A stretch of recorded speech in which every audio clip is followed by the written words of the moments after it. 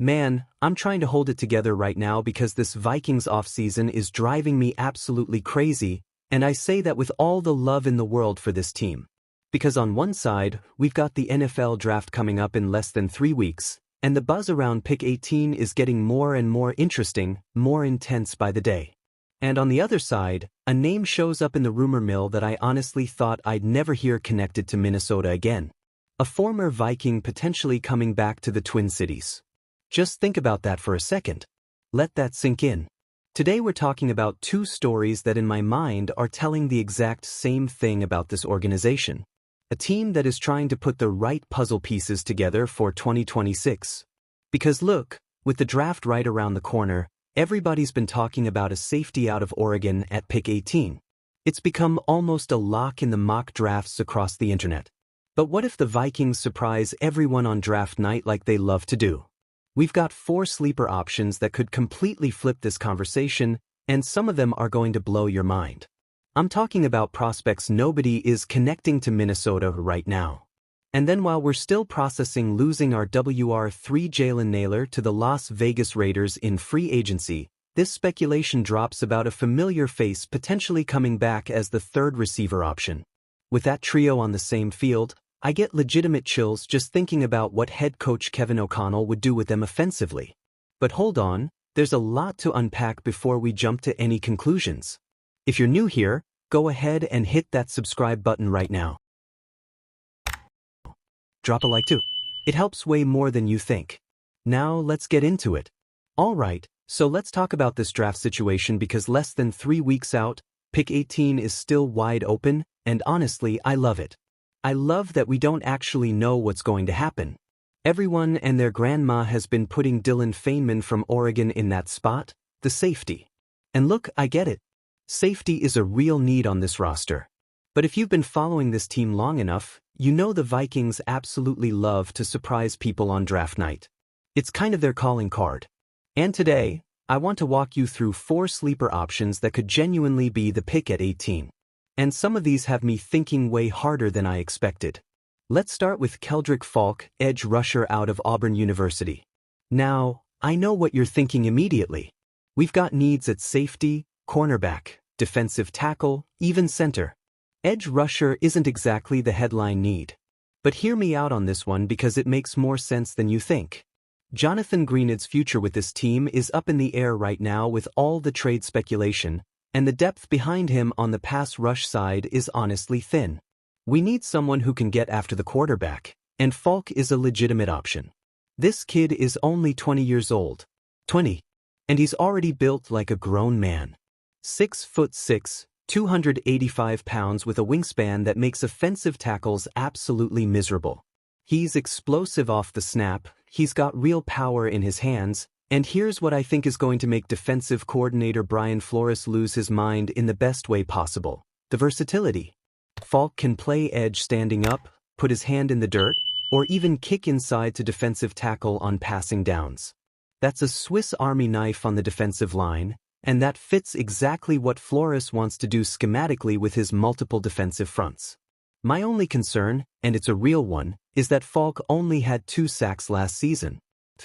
For a guy with that frame and those athletic traits, that's genuinely underwhelming.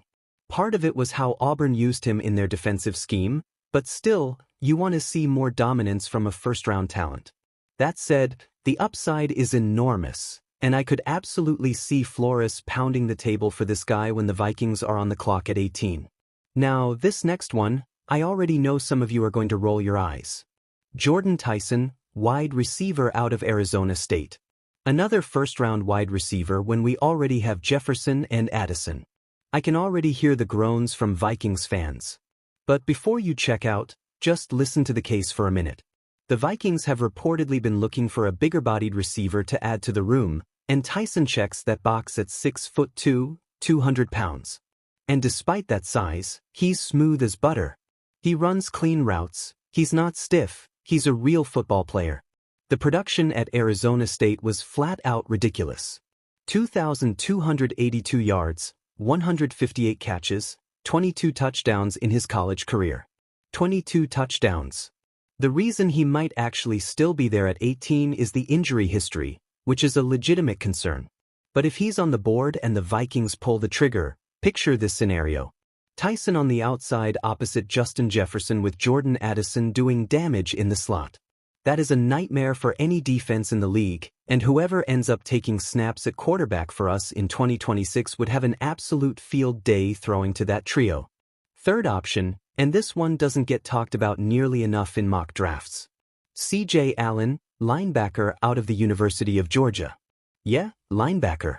Even with Eric Wilson coming back, the depth behind him and Blake Cashman is genuinely alarming. Ivan Pace struggled badly as a starter last year, and behind him, I'm not going to lie to you, I couldn't name those guys off the top of my head. It's that thin at the position. Allen is the type of player who fixes that in a hurry. He's smart, fast, the right size, and he hits people hard. But what's really going to grab Flores' attention is how Allen blitzes from the linebacker position.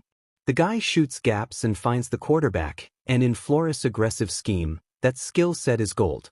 He'd fit perfectly as the long-term successor to Eric Wilson. The one knock on him is his coverage ability, but it's not a disaster. It's coachable. When you look at 205 career tackles, 4.5 sacks, 13.5 tackles for loss in college, you're looking at an impact player at the next level.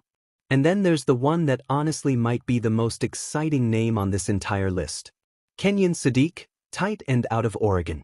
Now, Ian Rappaport reported last week that the Vikings are planning to go best player available with the 18th pick. Teams say that all the time and then just take the best player at a position of need. But with Sadiq, if he's there at 18, it might genuinely be a best player available situation, no excuses needed. At the NFL Combine, this guy ran a 4.39 40-yard dash. A 4.39 at 6'3", 245 pounds. He had the highest overall athleticism score of any tight end at the entire Combine. He can split out wide, line up on the line, work out of the slot. He's a matchup problem that defensive coordinators simply don't have an answer for. 80 receptions, 892 yards, 11 touchdowns in his college career. 11 touchdowns from the tight end position.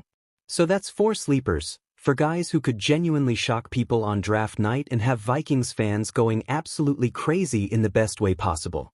Falk, the versatile pass rusher. Tyson, the big receiver. Allen, the thumping linebacker.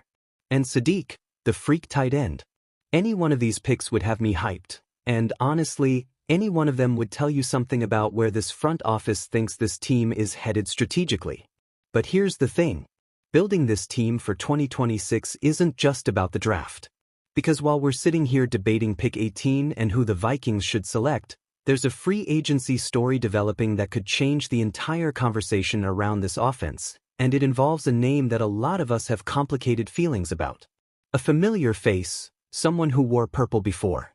And if this actually happens, I genuinely don't know how to feel yet, and I think you're going to be the same way. Okay, so before we get into this next part, if you haven't subscribed yet, do it right now. We're pushing towards 6,000 subscribers, and every single one of you watching this makes a difference. Hit that subscribe button, drop a like, and let's keep this community growing together. Alright, now let's talk about this because I genuinely have mixed feelings, and I think you might too. Stefon Diggs back in Minnesota. That's the prediction coming from CBS Sports reporter Garrett Podale. And man, I've been sitting with this one for a minute trying to figure out exactly how I feel about it. So here's the situation. We lost Jalen Nailor to the Las Vegas Raiders in free agency, and just like that, the WR3 spot is wide open. Behind Justin Jefferson and Jordan Addison, there's nothing locked in. And the Vikings have 2 ways to solve that problem. They go through the draft, or they go the veteran route and bring in someone who won't cost them much. Podale's take is that if Stefon Diggs gets his legal situation resolved, a homecoming to Minnesota makes a lot of sense. And honestly, on paper, I can't argue with the football logic. But let me be real with you for a second because this isn't just a football conversation. Diggs is currently facing serious legal trouble. He pleaded not guilty to felony strangulation and other criminal charges following an alleged assault of his personal chef. His attorney says he's completely innocent, and we have to be fair and acknowledge that. He has not been convicted of anything. But that's exactly why he's still sitting out there and signed right now. No team is jumping at him while this legal process plays out, and that's the reality of where things stand. Now, if that situation gets resolved and he's clear to play football, the football case for bringing him back is actually pretty compelling. Think about what Diggs did in a Vikings uniform during his time here. 70 games, 365 receptions, 4,623 yards, 30 touchdowns. That's not a role player. That's a guy